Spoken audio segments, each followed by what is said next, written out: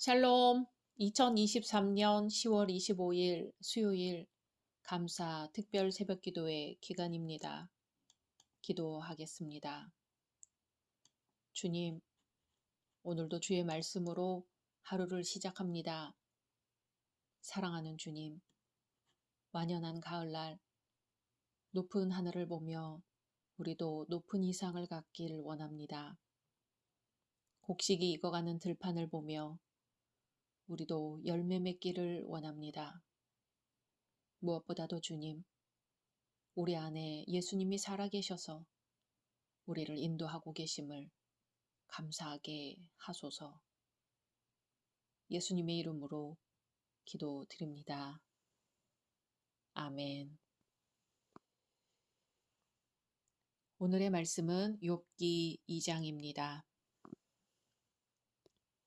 또 하루는 하나님의 아들들이 와서 여호와 앞에 서고 사탄도 그들 가운데에 와서 여호와 앞에 서니 여호와께서 사탄에게 이르시되 내가 어디서 왔느냐? 사탄이 여호와께 대답하여 이르되 땅을 두루 돌아 여기저기 다녀왔나이다. 여호와께서 사탄에게 이르시되 내가 내 종 욥을 주의하여 보았느냐?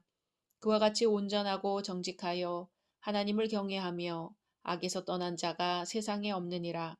내가 나를 충동하여 까닭 없이 그를 지게 하였어도 그가 여전히 자기의 온전함을 굳게 지켰느니라. 사탄이 여호와께 대답하여 이르되 가죽으로 가죽을 바꾸오니 사람이 그의 모든 소유물로 자기의 생명을 바꾸올지라. 이제 주의 손을 펴서 그의 뼈와 살을 치소서. 그리하시면 틀림없이 주를 향하여 욕하지 않겠나이까. 여호와께서 사탄에게 이르시되 내가 그를 내 손에 맡기노라. 다만 그의 생명은 해하지 말지니라. 사탄이 이에 여호와 앞에서 물러가서 욥을 쳐서 그의 발바닥에서 정수리까지 종기가 나게 한지라. 욥이 제 가운데 앉아서 질그릇 조각을 가져다가 몸을 긁고 있더니 그의 아내가 그에게 이르되 당신이 그래도 자기의 온전함을 굳게 지키느냐? 하나님을 욕하고 죽으라. 그가 이르되 그대의 말이 한 어리석은 여자의 말 같도다. 우리가 하나님께 복을 받았은즉 화도 받지 아니하겠느냐 하고 이 모든 일에 욥이 입술로 범죄하지 아니하니라. 그때에 욥의 친구 세 사람이 이 모든 재앙이 그에게 내렸다 함을 듣고 각각 자기 지역에서부터 이르렀으니 곧 대만 사람 엘리바스와 수아 사람 빌닷과 나아마 사람 소발이라. 그들이 욥을 위문하고 위로하려 하여 서로 약속하고 오더니 눈을 들어 멀리 보매 그가 욥인 줄 알기 어렵게 되었으므로 그들이 일제히 소리질러 울며 각각 자기의 겉옷을 찢고 하늘을 향하여 티끌을 날려 자기 머리에 뿌리고 밤낮 7일 동안 그와 함께 땅에 앉았으나 욥의 고통이 심함을 보므로 그에게 한마디도 말하는 자가 없었더라. 아멘. 어느 시대나 한 분야에서 그 시대를 대표하는 사람이 있습니다. 욥은 자기 시대에서 하나님께서 자랑스러워하신 대표적인 인물이었습니다. 욥은 동방에서 믿음으로 하나님을 섬긴 최고의 의인이었습니다. 가장 경건하게 살았습니다. 최고로 깨끗하게 지냈습니다. 신령과 진정으로 예배를 드렸습니다. 그런 그에게 상상할 수조차 없었던 비극이 찾아왔습니다. 자녀 10명이 모여 생일 파티를 하다가 한꺼번에 죽었습니다. 욥의 그 많던 재산이 모두 노략질 당했습니다. 설상가상으로 몸은 종기가 나서 잿더미에 앉아 질그릇 조각으로 몸을 긁고 있습니다. 동방 최고의 사람이 동방 최하의 사람이 되어버리고 말았습니다. 이런 상황에서 욥은 어떻게 했을까요? 욥은 믿음을 지킵니다. 욥이 상상할 수 없는 어려운 공경에 처하자 욥의 아내는 말합니다. 9절에 당신이 그래도 자기의 온전함을 굳게 지키느냐? 하나님을 욕하고 죽으라고 합니다. 그러나 욥은 대답합니다. 10절에 그대의 말이 한 어리석은 여자의 말 같도다. 우리가 하나님께 복을 받았은즉 화도 받지 아니하겠느냐 하고 이 모든 일에 욥이 입술로 범죄하지 아니하니라. 아멘. 욥은 아무리 어려운 일이 있어도 하나님의 뜻이 무엇인지를 분별하고자 했습니다. 모든 문제에는 답이 있습니다. 그러나 성도는 여러 가지 해결책 중에서도 하나님의 뜻을 찾아야 합니다. 욥은 이러한 상황에서 하나님을 의지합니다. 모든 것을 하나님께 맡겼습니다. 욥이 당한 처절한 상황에 대해 항의하며 하나님을 저주하라는 아내의 말에 복을 받았으면 재앙도 받을 수 있는 것이 아니냐고 반문하지요. 하나님이 하시는 대로 맡겨야 하지 않겠냐는 것입니다. 주신 분이 여호와시요 거두신 분도 여호와시라는 것입니다. 빈손으로 왔으니 빈손으로 가는 인생이 뭐 이상하냐는 것입니다. 그동안 주셔서 누린 것만으로도 감사하다는 것입니다. 욥은 소망을 버리지 않습니다. 욥은 누구라도 절망할 상황에서 입술로 범죄하지 않았습니다. 욥의 이러한 고백 속에는 하나님을 향한 절대적인 소망이 들어 있습니다. 하나님 나라를 향한 소망은 우리 인생의 둯대를 선명하게 보여주는 흔들리지 않는 소망이며 성도의 영원한 재산입니다. 욥의 소식을 듣고 친구들이 찾아옵니다. 위로가 필요한 시기에 위로를 받을 수 있는 사람은 행복한 사람입니다. 친구가 모진 고난을 겪고 있다는 소식을 듣고 제일 먼저 찾아온 사람들이 욥의 세 친구입니다. 대만 사람 엘리바스, 수아 사람 빌닷, 나아마 사람 소발입니다. 이들이 서로 약속하고 온 것으로 보아 오랜 세월 동안 막역한 우정을 이어온 사이였음을 알 수 있습니다. 그래서 욥이 고난당한다는 소식을 듣고 자기들끼리 긴밀히 연락을 취한 것입니다. 그리고 그 먼 거리를 마다 않고 한 걸음에 달려왔습니다. 이들이 찾아온 것은 그 자체로 욥에게는 큰 위로가 됐을 것입니다. 오늘 말씀에서 우리는 위로가 무엇인가를 배우게 됩니다. 위로는 찾아가는 것입니다. 12절에 눈을 들어 멀리 보매 그가 욥인 줄 알기 어렵게 되었으므로 그들이 일제히 소리질러 울며 각각 자기의 겉옷을 찢고 하늘을 향하여 티끌을 날려 자기 머리에 뿌렸다 합니다. 이것은 이스라엘 백성들이 극도의 슬픔을 나타낼 때 보인 모습이지요. 욥의 친구들이 처음 욥을 만나서 보인 태도는 함께 울고 함께 슬픔을 나눈 것입니다.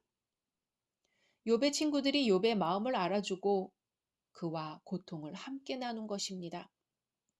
욥의 마음을 공감하고 그 마음을 어루만져 준 것이죠. 욥은 위로를 받았을 것입니다. 사람이 고난을 당하면 그 마음이 충격을 받습니다. 마음이 짓눌려 무겁고 슬퍼서 힘이 들고 아프고 고통스럽습니다. 이때 그 마음을 알아주고 그 마음을 공감해 준다는 것은 너무나 중요한 일이지요. 함께 슬퍼하고 함께 울어줘야 합니다. 그래야 그 상처받은 마음을 어루만져 줄 수 있기 때문입니다. 여기에서 위로가 시작됩니다. 또 위로는 함께 있어주는 것입니다. 13절에 밤낮 7일 동안 그와 함께 땅에 앉았으나 욥의 고통이 심함을 보므로 그에게 한마디도 말하는 자가 없었더라 합니다. 욥이 상처가 너무 고통스러워 7일 밤낮을 땅바닥에 앉아 있었다는 거죠. 욥의 그 사랑스러운 자녀들이 한날 한시에 다 죽고 재산도 다 사라졌습니다. 그 많던 종들도 사라졌습니다. 욥을 시중들 사람도 없습니다. 곁에 있던 아내는 오히려 욥을 저주합니다. 욥은 극심한 고통 가운데 철저히 홀로 남겨졌습니다. 혼자서 그 고통과 싸워야 했습니다. 이때 욥의 세 친구가 찾아왔습니다. 슬픔을 나누며 마음을 어루만져 주었습니다. 그리고 욥이 가장 힘들 때 무려 7일 밤낮을 그 곁을 지켰습니다. 욥에게 얼마나 큰 위로가 되었을까요? 사람이 고난당할 때 혼자 남겨지면 그 고난은 감당할 수 없는 무게로 다가옵니다. 외로움이라는 고난 못지않은 무거운 짐이 더해지기 때문이지요. 주님은 우리의 모든 고난과 질고를 지고 가시기 위해 세상에 오셨습니다. 이사야 선지자는 우리 대신 고난받으신 주님에 대해 이렇게 말합니다. 그는 실로 우리의 질고를 지고 우리의 슬픔을 당하였거늘 우리는 생각하기를 그는 징벌을 받아서 하나님에게 맞으며 고난을 당한다 하였노라. 그가 찔림은 우리의 허물을 인함이요 그가 상함은 우리의 죄악을 인함이라. 그가 징계를 받음으로 우리가 평화를 누리고 그가 채찍에 맞음으로 우리가 나음을 입었도다. 아멘. 하나님은 예수 그리스도를 우리에게 보내주시고 그 이름을 임마누엘이라 하셨습니다.